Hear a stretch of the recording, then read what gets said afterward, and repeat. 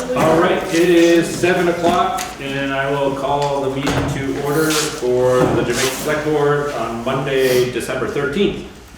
And the first thing is to see if there's anything, late additions to the agenda. I have Yes, one. I will steal yours. Add, vote on the winter operations policy for the town of Jamaica. Yes, that's what I had too. Yes. And I was thinking I'll slate it as number 4, just kind of fits in with road operations and things like that. And okay, anything else? Okay. Item number 2, we to approve the minutes from our last meeting, the November 22nd Select Board meeting. So moved. Second. Any discussion? Any other comments, additions, changes? All in favor of approving the minutes, say aye. Aye. Aye. And minutes approved. Number 3, item number 3, approve the change order for the work being done on bridge number 29 on West Jamaica Road. So that's, if you go up West Jamaica Road, that's the first of the 3 bridges, I guess if they call. We had approved a work order last week to do some kind of shoring up of the bank, the abutments were undermining, and the amount of material required to fix that had exceeded the amount that was budgeted. So Terry had sent out a change order. We had approved $94,500. There's an additional $70,000 worth of material. Upside, the scary number, but upside is that is covered under FEMA's, the FEMA. So they'll pay for it. So 90% of it basically Okay, comes I can out. accept that. Yeah. And that's part of that is because we are, adhere to the flood zone administration and all those things with FEMA and our road standards and whatnot. So I'll take a motion to approve the change order. Yeah, I'll make a motion to approve the change order, changing the dollar amount from $94,500 to the new dollar amount of $164,500 with Hunter Excavating for the Bridge 29 Upstreet Bank Stabilization Project. I'll second. Any further discussion? All in favor of approving the change order, say aye. Aye. Any opposed? All right, motion passes to change that, and we'll continue on getting that done. The item number, now the new number 4, 3A, to approve the Town of Jamaica's winter operations policy. This is, I don't know when this was first adopted, but some time ago. This basically outlines the highway operations in the highway department for plowing, clearing the roads, things like that. This is posted on our website, I believe, or would or could, if anybody wants to go look at it, but it is, I don't even know if anything has changed. I don't think we changed anything. Yeah. It was on the board when we adopted that. And I don't know if it's it posted said on the on website. Yeah, this is the current one. I don't have the old one, but it was like, we haven't adopted it. It's not posted on our website, so we Okay. can include a resolution to post it. I can post it on the website. Right. That's so people can refer to it. I think it's pretty much the same as it was. Right. I'm just gonna re-adopt it. Yes, Terry thought it was worthwhile, and it was a good point, or maybe Sarah brought it up, just to re-adopt it, bring it to the top of mind of everybody. It's been out there for a while, it's been a few years since we've been running under the current one. The There la- was a reference to residents having access to a reasonable amount of sand. That was new. I saw that. I think that was in there before. No, it was in It the was? Yes, it Yeah. was, and I think it was on the website actually. A reasonable amount? and Reasonable. Or a limited amount, it says now. I thought there was a change on that, but Oh, okay. whatever, I'm not raising an objection.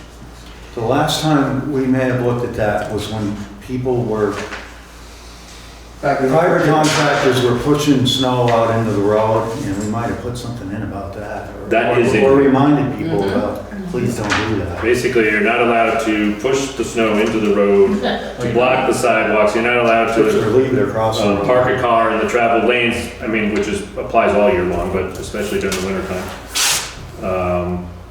Jamaica does not have a bare roads policy. I was just kind of drawing out some highlights, and basically they get out there and plow and sand. They're more or less not on the roads between 10 a.m. and 4 a.m. 10 p.m. Or 10 p.m. and 4 a.m. Yes, sorry. But we've got 40, 60 almost miles of roads that were maintained, so they may not be everywhere at every time, but this is prioritizes where they go. Yeah, Tom? Two things. First, it is on the website under the ordinances. Secondly, the select board last approved it in 2017. Right. So 4 years ago. Okay, any other discussion? I'll make a motion to approve the Jamaica winter operations policy as written. Second? Kate, second? Yep. Any further discussion? All in favor of approving the winter operations policy, say aye. Aye. Any opposed? No, and I will, can you give me a copy of that? I'll put it on the website. I don't have a copy. Or does someone have I can get one from Give from Terry, and then I can put the updated one that's. Right. I did a quick overlook the same. There's a lot of it. I don't think so. No? I think so. These days are dated. I compared it to something. I don't know. Okay, on to, I'll keep referring to that was 3A, so we're on to now item number 4 on the agenda. Discuss the recent vandalism in town. I know it's come up with some feedback from some residents and email and whatnot. A couple different things have happened over the past few weeks just to bring aware, and I guess it's more discussion, I'm not sure what kind of action at this point. One was some spray painting on the Tewksbury property going down toward the Jamaica State Park. And I believe there was another mention of another vacant property on Pikes Falls Road. South Hill. South Hill. So, no, I looked for that, I couldn't find that. It's right across from Daniel's. Yeah, I looked at it. talked to I must have- Tommy. And I think the sheriff is aware of these. They are private property, so I'm not aware that anybody, the private property owners have said anything. So I did also see graffiti at the transfer station on the dumpsters, and I don't know if that was from where they were previously, or if someone went up to the transfer station and sprayed them. But there is definitely some graffiti on two of the bins, two of the metal bins. I'll ask Dan if I didn't notice that, so it might have been there, I don't know when I was there last. And it could have been if they're storing wherever they store them in Brattleboro or wherever. Oh, right, exactly, because they do get Down there, and they just brought it up and it was already sprayed. I don't know. They do get switched out. We don't own them. I mean, we own a couple that are part of the rotation, but we also rent some. So when was that last communication with John Raymond about the Tewksbury house? That he When? ordered? Yeah, Some time ago. because, I mean, my understanding is that he always sort of donated the use of the soccer field to the school.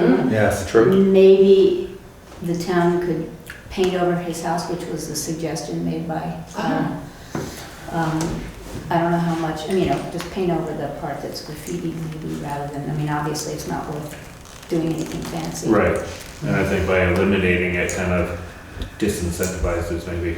Maybe. Can you paint in the winter like this? My feelings are that their caretaker, would they tell him something like that? That's what I. Or is it our business to get hold of a caretaker and say, could you tell John that, your house has got graffiti all over and we don't really like the looks of it? This is the discussion we had last time. And just a little more background, the place is falling in on itself. He pays taxes on it. I won't get into the whole history of how that place, how construction stopped. But he was willing to post it, but not legally, because he didn't want to have people getting arrested and charged. So the caretaker we knew, and he contacted him, and they did put up no trespassing signs, which there's 2 up. But it's not legal, and it's the same discussion as how would we go about asking him if we can paint over his? What if he did it? Right. No, I know. I think us not as necessarily the board, but as a conduit of the feedback, is just to mention, hey, it happened. I don't even know if he's aware. I don't know who the caretaker is now. I know the guy that mows the property up on the top of Warden Road, Yeah, Warden Hill Road.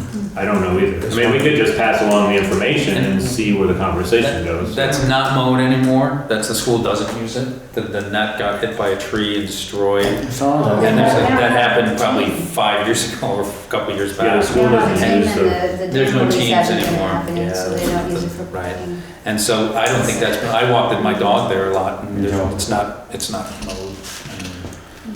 Is John Raymond in town? No. No. He has a caretaker. This, that's, what does the board want to do? Do we want, I can tell you that I called someone who was concerned about it. I called her in person and said that I told the sheriff's department. He may have mentioned it to them. The sheriff's department told me they probably do that kind of thing at night. They probably won't catch them doing it, but they're aware of it. Right, They're aware of the other property, right, the one on South Hill. which is another second home. The man has passed away, but a woman comes up once in a while, the wife or something, I don't know. Do But people, Tommy But it's said like that, semi-abandoned. he said they did a nice job on it, the neighbor across the street, but he wished they had done it somewhere else. But he didn't see anything, or, so it's like police business. is it the same? Is it connected, do we know? I we didn't don't go know. up I and mean, talk I about that. don't, yeah. Who's the Just artistic mischief. festival? Yeah, the person who called me Just thought it was yeah. similar. Yeah, But- okay. But what do other towns do? I mean, do other towns have graffiti around here?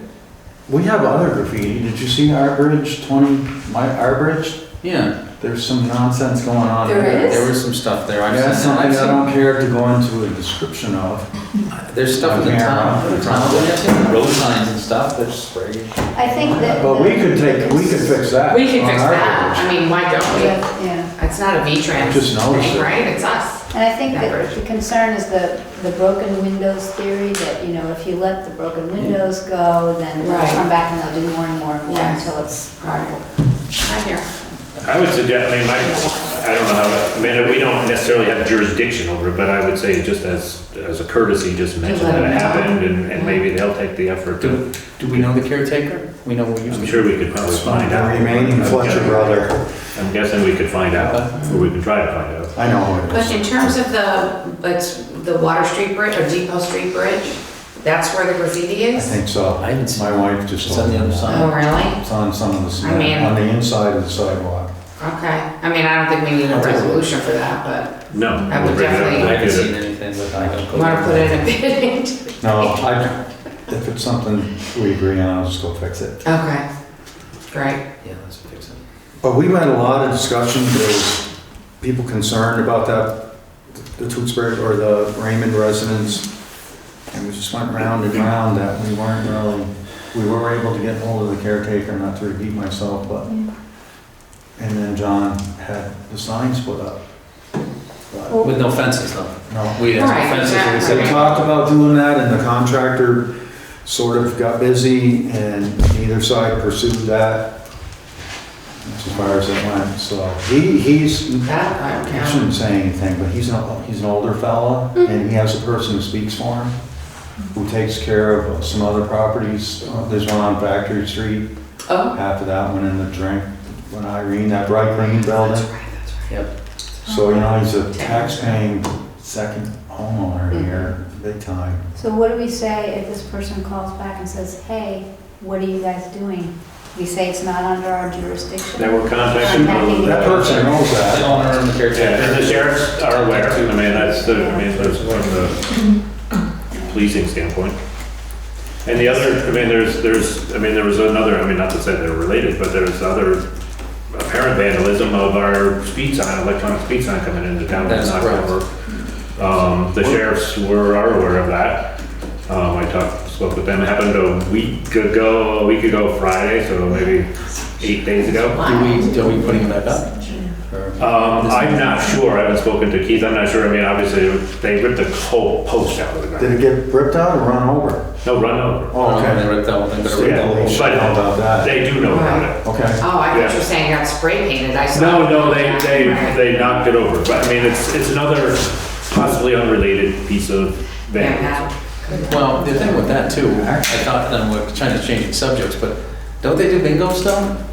on Friday nights, so there would have been a lot of people around there around 5 o'clock at the Masonic Hall. Oh, we narrowed it down, it happened between 5 and 6 o'clock at Yeah, night. I would think so. People If they that still do saw bingo, when it was somebody up and when it was down. probably would have seen something. Did they ever come back up for bingo? Maybe they didn't, I don't know, again, I don't know. I don't know if they ever Okay, started. so maybe they, Yeah, I don't know that they But did. that's, if they had, then I would think there would have been a lot of people around there, would have been someone pretty gutsy. It could have been accidental, I mean, you never know, but it didn't appear to be. That's what I. But just, I mean, putting that out there for the record, I mean, I Did a just, swerve. it was asked to bring up on our agenda. Do we need a motion to contact the caretaker, or we're just gonna kind of let that I happen? don't think we need a motion, I think it's just a communication courtesy, we'll try to track them down. I know who it is. Okay. I can just ask him If he's aware. if he'll, Just even that they're aware of it. Right. And that's all. they may want to take their action on their own of what they may want to just come get. Or do they want some, does he want some help Yeah, from us? okay. I'll do that. I'll ask him. Thank you. Thank you. All right, item number 5, discussion to, I guess it's not necessarily changes to Act 250, but the interpretation of Act 250. Right, And right. Jessica kind of agreed to pull together just a quick summary of what's going on. May have some impact on potential It would. development issues in town. I mean, Yeah, could. yeah. So, and I did do a brief summary in an email, but for anybody who's interested, there was a recent Supreme Court case, Supreme Court of the State of Vermont, addressing a number of issues related to the interpretation of Act 250. But that which is the most interesting to our town was a difference in interpretation from decades of jurisprudence of the so-called one town interpretation of Act 250. So Act 250 governs the development of both commercial and residential in the state of Vermont, but it delegates to the towns that take it upon themselves to implement zoning, delegates to those towns, and it says, you know what you can do, you town can impose the restrictions that you want to and invite permit applications and have a zoning board to look at those applications, provided in the case of commercial activity, the project, the development doesn't exceed 10 acres. In towns that don't opt to implement zoning, the act imposes Vermont state supervision if the proposed development, commercial development, is an acre or in excess of an acre. So in order to avoid state Act 250 requirements in a town like Jamaica that does not have zoning for commercial and residential development outside of the flood zone, you actually have to limit what has historically been interpreted as your purchase of land to less than an acre. So there's been jurisprudence that says, as long as it's like 0.95 or 0.93 acres, and you want to open a store, and you're not otherwise regulated, you still have to comply with health requirements, fire and safety, other licensing requirements, but you don't have to seek approval of either the state or your town to actually begin your development and undertake your development. Now, what is different about this recent Supreme Court case, and some of you might have heard of it, Tom raised it to the board, was a company called Snowstone, which was a quarrying gravel stone company. They did a couple of things. They purchased more than one parcel, so there was a question of whether you should aggregate those parcels. But the ultimate decision was to develop, to utilize less than 1 acre's worth of land within a larger parcel. So the parcel was in excess of an acre that they owned, and the neighbors who were seeking to ensure that Snowstone complied with Act 250 brought suit. And this has been bouncing around in the courts for a while because of these other issues that have been going on. But on this one issue, it actually was ruled upon by the Supreme Court most recently And the Supreme Court, much to the surprise of most of the litigants involved, ruled that the 1 acre town interpretation of Act 250 was such that the involved development, so the involved area was not the whole parcel owned, but instead just the portion of the parcel that was going to be developed.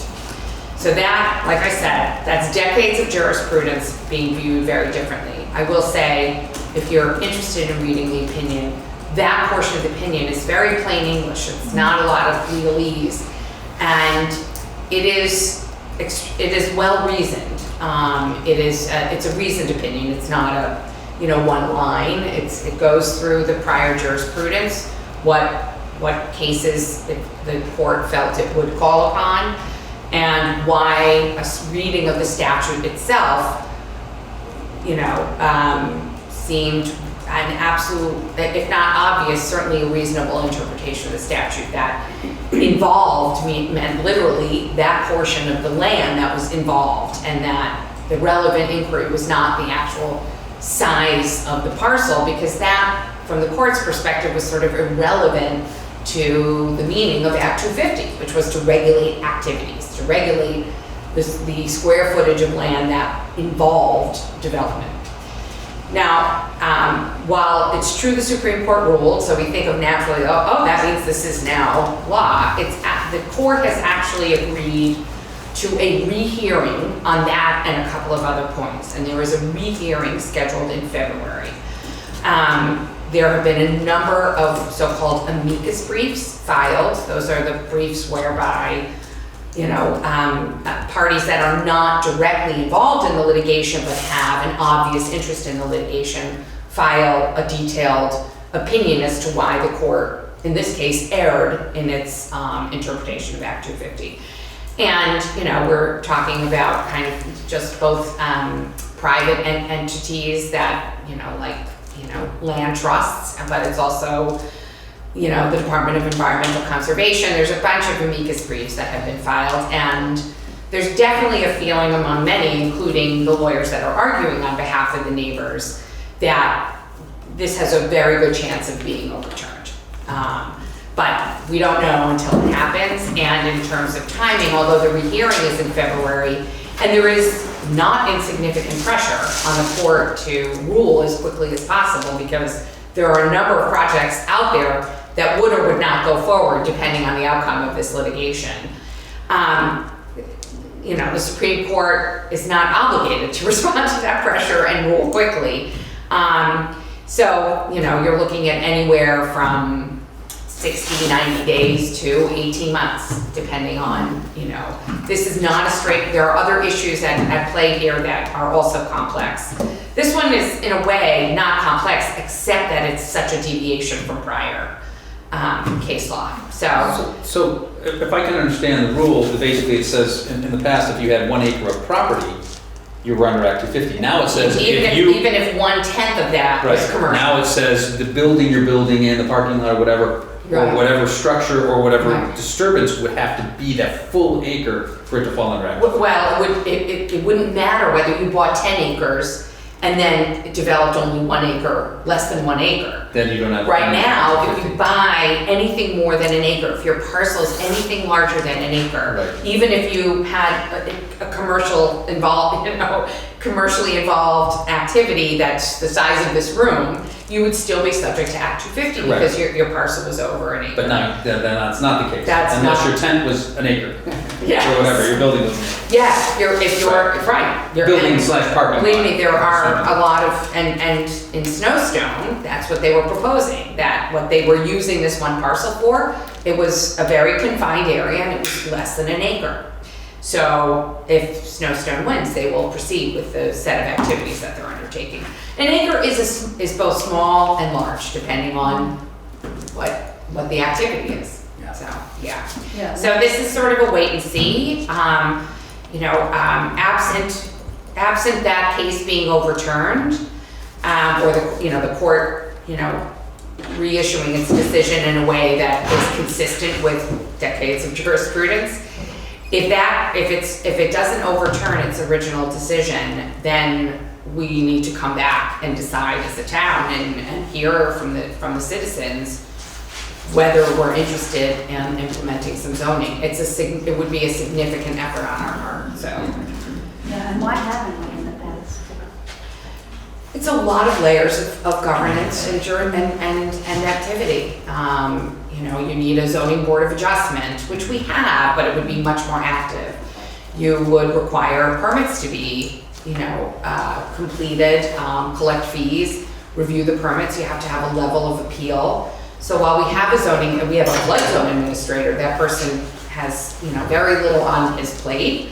We would need a true zoning administrator, because the zoning administrator rules on these decisions, and then if they're appealed, they go to the full zoning board of adjustment.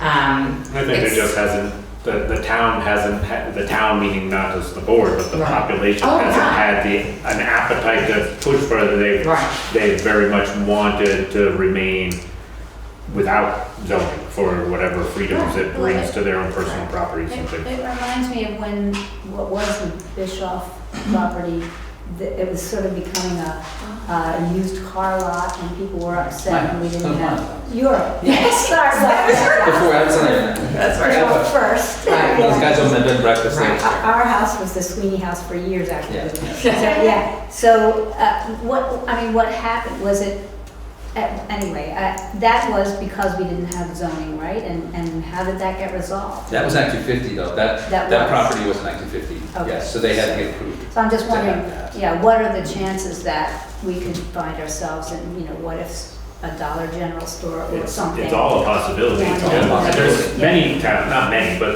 we're not the only town without zoning. That's for No, sure. there are quite a few Quite a few. 1 acre towns. Yeah. The last time this came up was the Dollar General down in Townsend, Yeah. when Kip was gonna sell. And we basically, even then, we couldn't get enough people to really be that interested to say, do we really feel it's a real risk for Jamaica? And that's kind of where the sign ordinance came out of. Because we said, hey, well, at least in the village, we can create a sign ordinance, or for the town, we can create a sign ordinance which potentially would limit what signage they could have. Right. So you couldn't have a big meet, Right. And it's not gonna happen over, it's a huge process that's to why get that's- this that thing is- rolling, starting with the planning commission. Oh, yeah, it is. I mean, I'm not saying, I don't say that to say we should or shouldn't. Right, right, right. It's just, There hasn't been a desire to. no, there has not been an appetite. Not to say like. And like with this- Act 250 as a veil, then you really, for a town like Jamaica, why would you? Yeah, and then within our town plan too, I mean, Right. it's structured in a way that we can rely on Act 250 to. Yes, to yes, and guide- instead that, right, Yeah, the town it doesn't plan. keep everything, Right, but it right. doesn't cover everything. Right, instead, the town plan would have to be converted to support zoning. So what our attitude is towards commercial development, what are the zones for commercial development, et cetera, et cetera. Approving boundary line, approving subdivisions and boundary line adjustments. It's just stuff that we don't do now, and, And I think that, it came up, Tom brought it up, I think this conversation yeah. is worthy, just so Right. people are aware. I mean, Just right, these issues, just an that's update. what, again, it's discussion, it's information sharing. Right. That's what most of tonight's topics are, is discussion and information sharing, but. Question? I just want to say, I think, I'm pretty positive that if you were going to put zoning in, it would have to go through a town vote as well, like a. Yes, Yeah. Almost yes, definitely, yeah. absolutely, And there's absolutely. good- So it's not just deciding, it's Yes. getting the whole. No, no, no, town, yes. And there's Agreed. definitely gonna be a contingent that says, no, we don't wanna have zoning. Of course. Like, if I wanna build something on my property, I wanna be able to do it. So, I mean, I think that's a whole, Right. but. Right, Like right, in Weston, right. guy couldn't have a snowmobile trailer in view on his property because of zoning. So there's that kind of. Oh, thing, Weston too. is. It's like you couldn't have a pile of ladders out in your yard. Yeah. My wheelbarrows and stuff. Business. Yes, yes. Yeah, be in trouble. Pretty much. It would be a big step, but Yeah, it's good to know. And there's different layers, I mean, you don't have to go to the Yes, you extreme, don't have but to go there's to that. there's some, maybe there are some very, Right. top Comes level up things once that in a are while. worldwide. Right. We've So- had like You can't have an these airstream on your. huge property. plans come before the select board and then they never did it. Like, was it on Shadrach or something, wasn't there gonna be a huge development at one time and it just never, Oh, where? Never happened. That's the closest Jamaica ever came. They were like thinking Yeah. of throwing up some zoning And a lot of times those I thought it was will come through, up I mean, by after Acres. 50. somewhere. Like past, between Martin Acres and Stratton, they were gonna put like 300 houses or something in there, and then it was gonna, I don't know what happened. Really? Interesting. Yeah, so then they actually, they. Yes. That was years, that was a long time, like Okay. 30, 40 years ago. Yeah, my old neighbor was gonna develop, you know, across from Jamaica State Park. He has Yeah. 50 acres over there, but he'd have to put in a bridge. and- Are we good? Yeah. Sorry. Yeah, okay, we're deep. Thank you, Yeah. Jessica. Yeah, thanks, Welcome. thank you. Thank you. And I'll, you know, update you. Yeah, keep us posted for sure.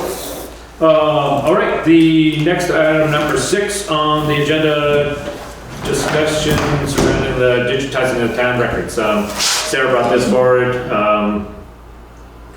Take it away. I mean, what that means, so. So we have our land records digitized back to 2004 at current. I started going back last year during the pandemic, and we did get a small grant last year to get everything up. And I didn't realize I should have put in for more to do more years. I really didn't understand what I was doing, to be honest. But now what I'm thinking is, we kind of talked about maybe using the ARPA money to digitize the land records and have 40 years, so when an attorney comes in and needs to do a 40-year search, they could do it online if they wanted to. You know, it would just be easier for everyone. And then if anything ever happened, we'd have all the digital records, so that's like a, you know, backup to the vault. Put it. And you can buy the records online, Yes. so And we you can just check. come in and write a check, you know? Yes. It's very convenient, and I even use it once in a while just to look something up real quick, because it's quicker than me going into Nemrick to Yeah. log in and do this and pull that. I can just go on there and look at, oh yeah, it's online. I can, you know, if somebody's looking for it, I can tell them it's there or not. So it is very handy and very modern, because it's, you know, they didn't do it back then. But we just kind of looked into it. I spoke with one company and sent the quote to you. Jessica mentioned looking into a couple other places. And Terry said if you were gonna, you know, spend that much money, usually you gotta have at least 3. 3, Yeah. right. So That's why you have 2 other names. So, the reason I went with this one was because I called Nemrick first, because that's who we use for our land records. And they recommended this company because they've worked with them before, so they know they can integrate and work together.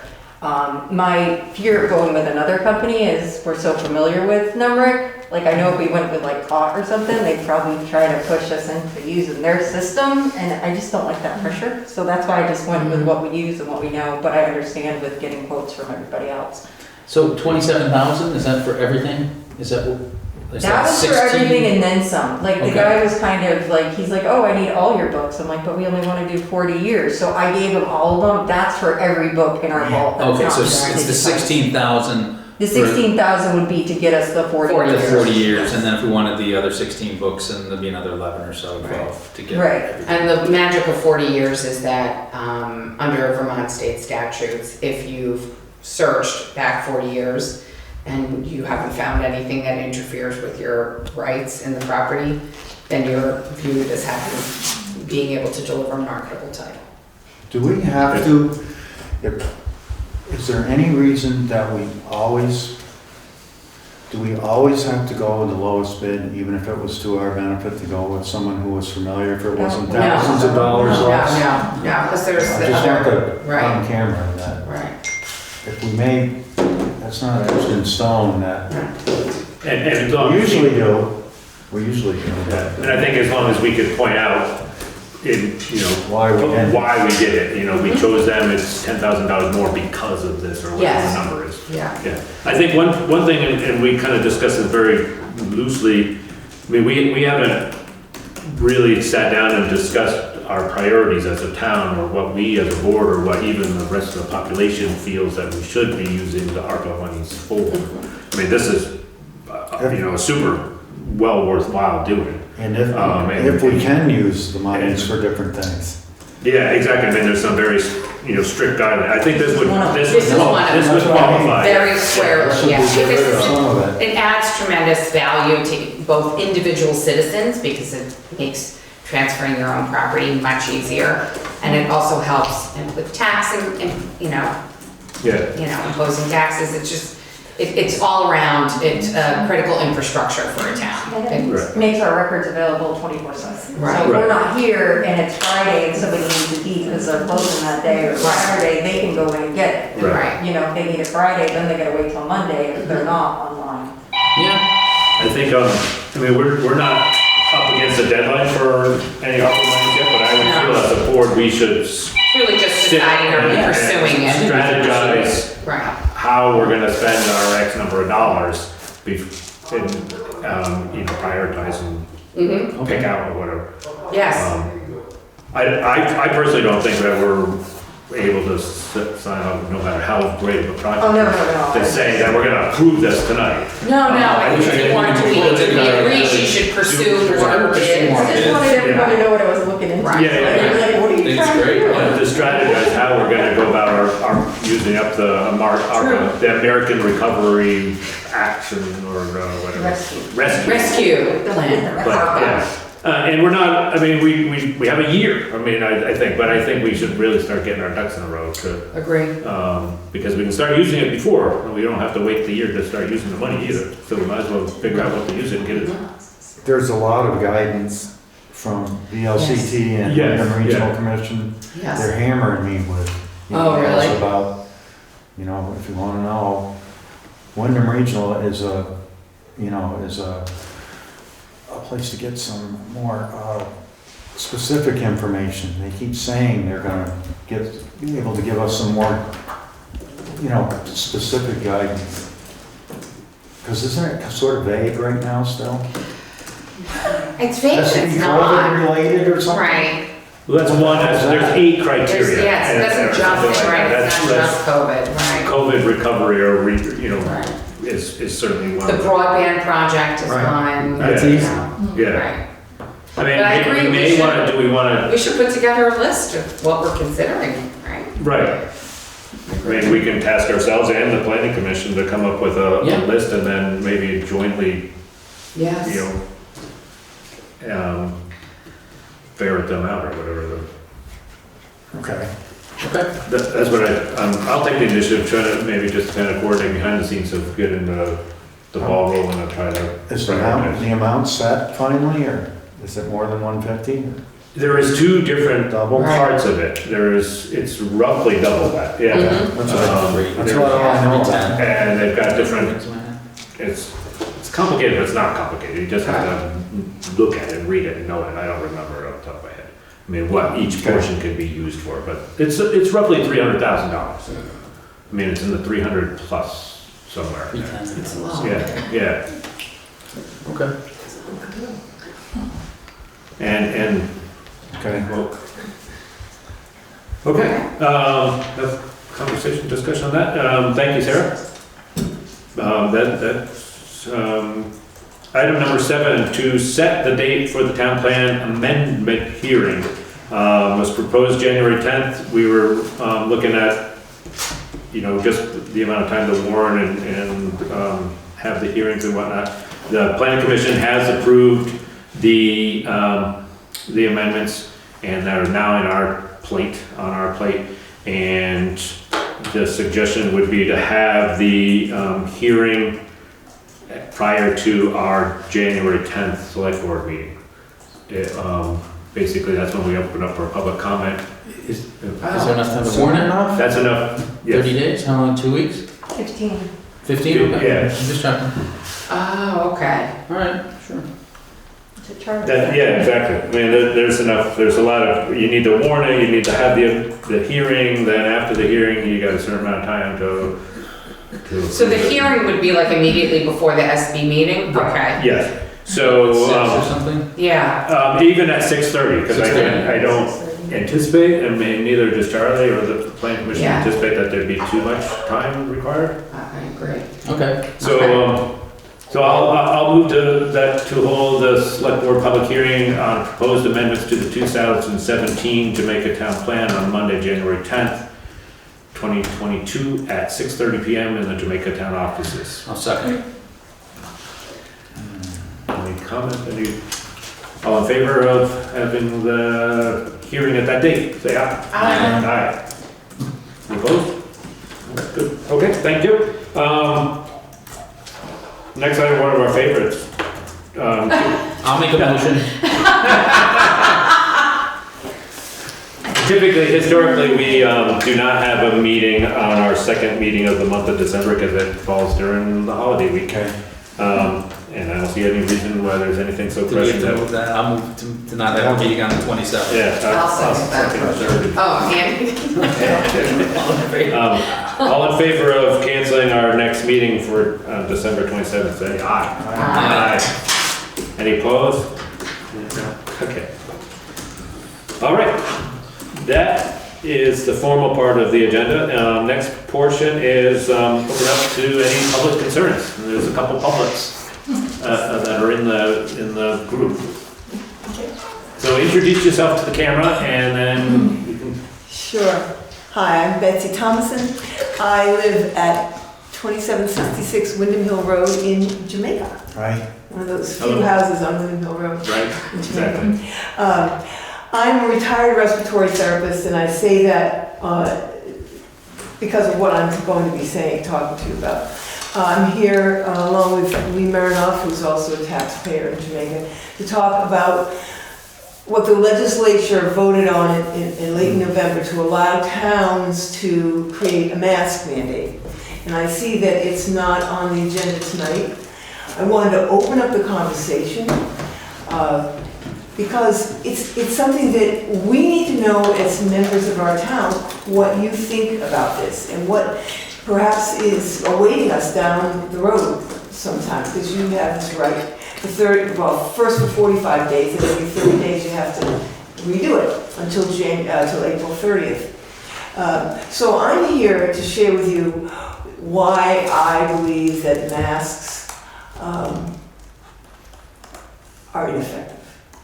And I wrote an article that was published in the Commons, which I submitted to all of you. But I'm curious, I really would love an answer to the question. I really want it to be a conversation more than just me. Yeah, and I'll take the lead on that too, because I also, me as the chair, as the responsibility to put something on the agenda, I didn't want yourself or anybody in the audience or watching on TV or anything to feel that we hadn't put a lot of thought into this. It wasn't left off inadvertently.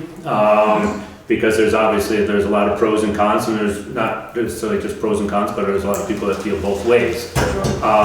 And I think our feeling, and definitely everybody else jump in, but I'll speak for myself, is there wasn't enough. Me personally, I wear a mask, I believe in it, but I don't think that it's the town's the town's initiative, or not the initiative, but the town's prerogative or to initiate a mandate and push that down on other businesses. I spoke with probably every business in town last week just to see what their feelings are. They all are suggesting and encouraging wearing masks, but again, I don't feel that as a board, again, this is me, I didn't feel that we should push that down onto the businesses in town. It was their prerogative within their own space. And that secondly, it's something that we don't have the ability to enforce. We don't have the sheriff's department and things like that, but to kind of walk around and say, hey, and that's where most of the businesses were coming from too. They didn't feel that they wanted to put their employees in the firing line, basically. Mm-hmm. So that's my stand on that. So. Okay, thank you very much. I would like to share a couple of reasons why I believe masks are not effective. The first thing is that in respiratory school 30 years ago, one of the first things we learned was the only masks that protects you from contagious disease is an N95 mask. And you as a professional were supposed to know when to use a surgical mask, which is just to keep a sterile field clean, not sterile, but just clean, and when you wear an N95. And you were fit tested once a year with a spritz of something, and if you could smell that spritz, then the mask wasn't tight enough. So you had to know how to tighten it so that it wouldn't allow anything in. So that's the first thing, is that we were told the masks don't work. That was the medical industry line, that's how it worked. My second concern is especially about children wearing masks, because children's breathing rate, a 2-year-old, so 2-year-olds technically in some jurisdictions are supposed to wear masks if you're 2 years or older. A 2-year-old's breathing rate is 35 times a minute. That's their normal breathing rate. And adults' normal breathing rate technically is 12 to 20, but most adults are breathing 20 to 30 times a minute because we don't pay attention to our breathing. So it's very ineffective and fast. So you have a mask on, you're exhaling carbon dioxide and hopefully inhaling oxygen, but do you have enough time actually for the CO2 to leave the mask before oxygen enters? And that's why people complain about headaches or dizziness or discomfort with masks. And the third reason, that it has nothing to do with masks.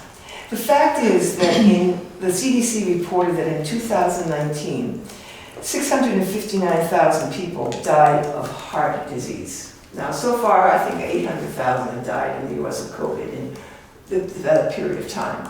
Also, another 500, almost 600,000 died of cancer, and another 150,000 died of chronic lung disease. So we're a sick nation, and that's why we have COVID problems, not because we're contagious, it's because we're sick and our immune systems don't work. So that's why I'm not in favor of mask mandates. Thank you very much. Thank you. Thank you for coming in.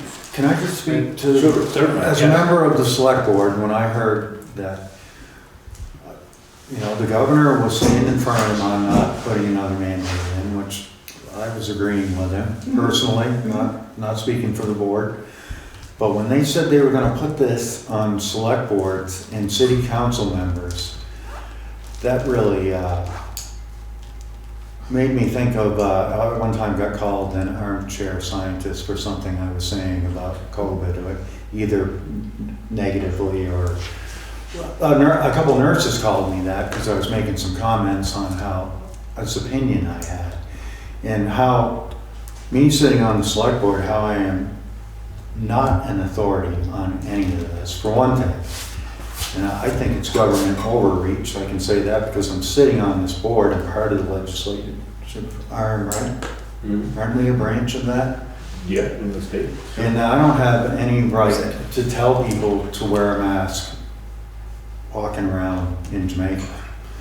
I think that the town, we can have people, they have to wear masks here. That's the law, if we wanted to.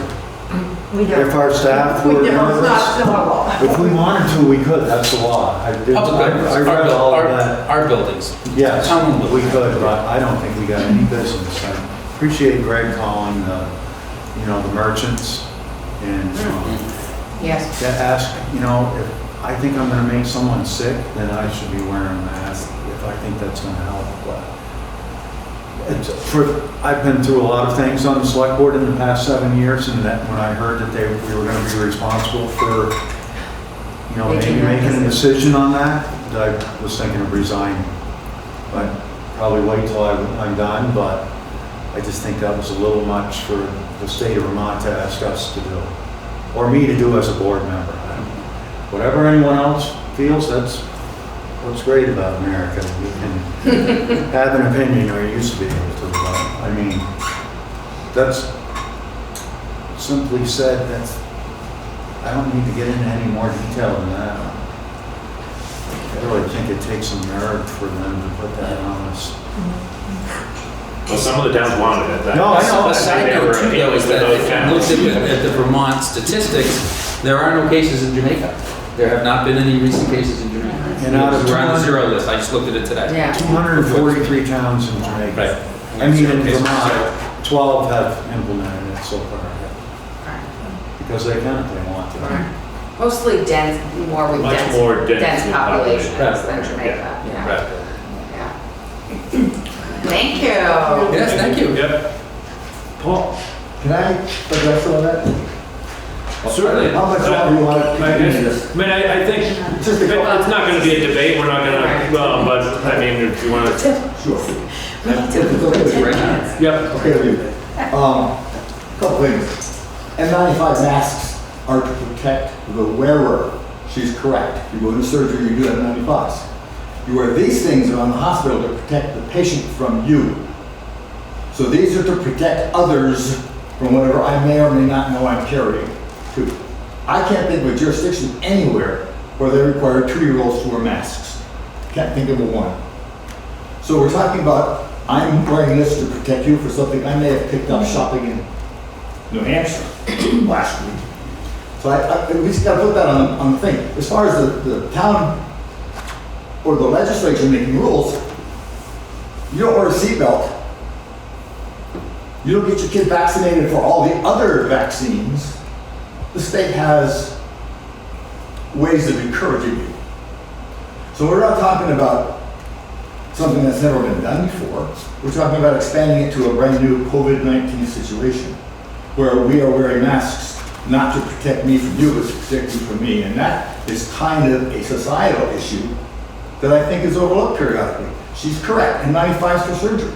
But the rest of the hospital, to protect my patients, I spent a lot of time in hospitals when I was in the Air Force, and we were very conscious of not spreading things. So I just want to put those couple things out. As far as your position about us not making the rules, I don't have any problem with the fact that this town is not interested in, we've got what, half a dozen businesses that don't want to make mandatory masks. I get it.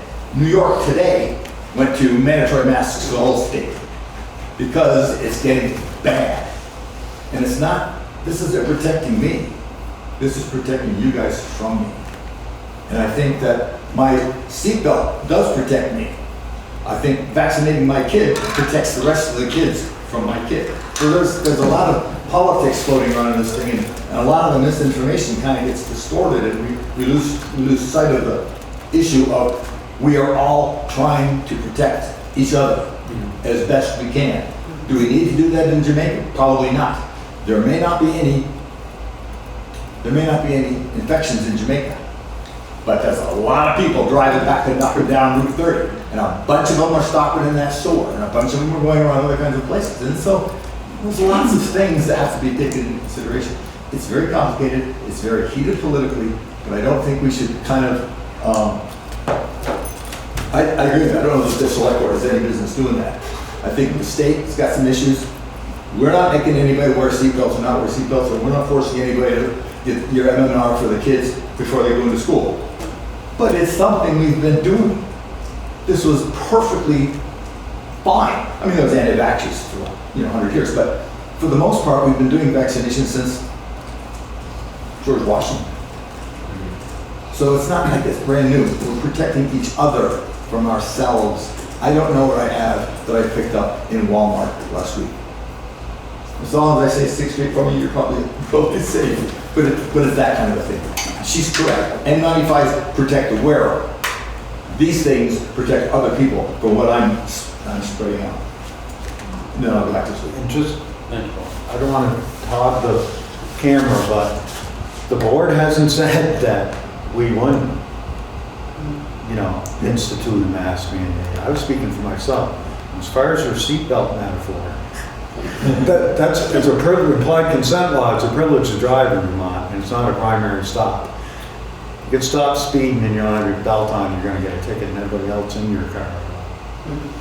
But does it make sense to wear a seatbelt? Yes. Yeah, it doesn't Take it from one email, because it makes sense. 3 times over, but never learned. Well, we fought it when we started. Anyway, I have nothing else to say about that. Hi, my name is Lee Marinoff. I have property in 1276 Windham Hill Road. I wanted to also comment on this mask mandate.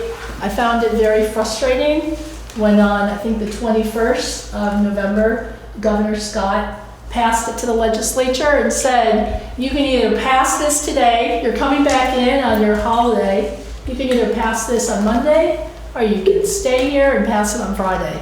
And so I felt they really twisted their arm, and they really had no option but to pass it. And what the governor wanted, and I know you all know this, but he wanted to pass it to you, to the municipalities. And that's why I'm here, because I own land in this town. And first of all, I really have enjoyed hearing you all. I think that it's great. I'm going to come back to more meetings here. I think that I was surprised to see in areas where I own land in several towns that nobody's put it on their agenda.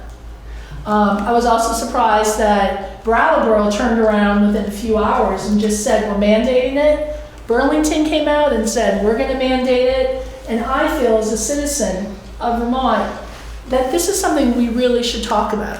We really should get the facts. We should look at the data.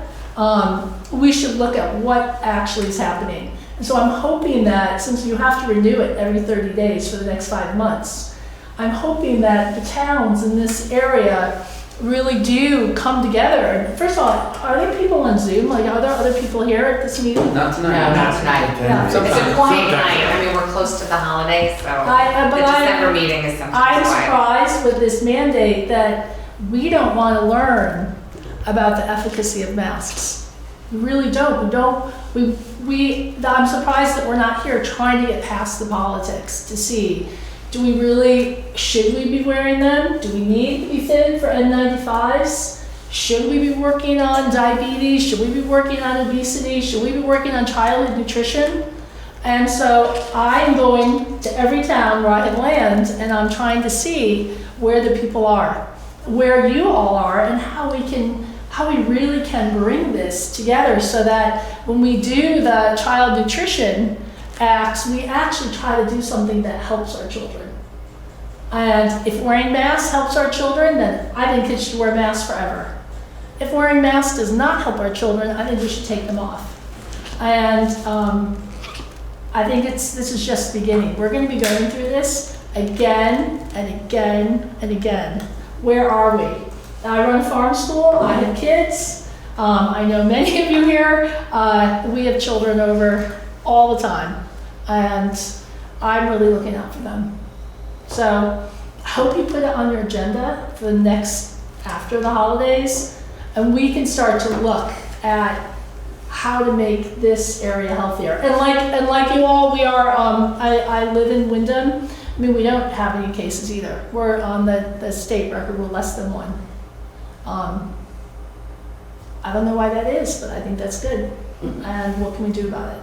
So I don't know, and I also don't know why, are we switching from Dillon's rule to home rule? Why is the state dropping all these things on you? And I think that's a problem.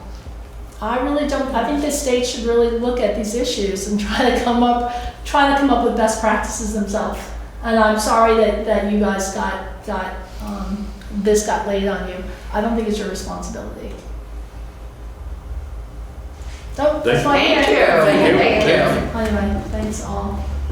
I thought there would be more people here weighing in on this. Yeah. I really gave it a lot of, I projected a lot in my. We did discuss it a bit at the last Meeting a little bit. I mean, public. We might see more in January, to be honest, especially depending on what happens with. Yeah, and you both alluded to it, I mean, it is an ongoing discussion, I mean, all three, I mean, everybody's, all of us have, it Right. evolves every day, there's new guidance, there's new knowledge, there's new, how we can all help each other, I mean. So, we all have all this money, all this COVID reinvestment money. Wouldn't it be great to take some of it and try and do a forum? Why don't we do a forum on all this so that all the little towns around here, we could figure out best practices? I mean, I suggest that you spend some of your money on that. And I'll go to the other towns and ask them too. That could be a way forward, because if we're going to be getting these coronas now, let's learn to deal with it. Thank you. Thank you. Thanks. Okay, anything else? I guess we've got a couple other items that we kind of do administrative stuff, but Make a motion to adjourn. I signed it. all in favor of adjourning the meeting? Say aye. Thank you, everyone.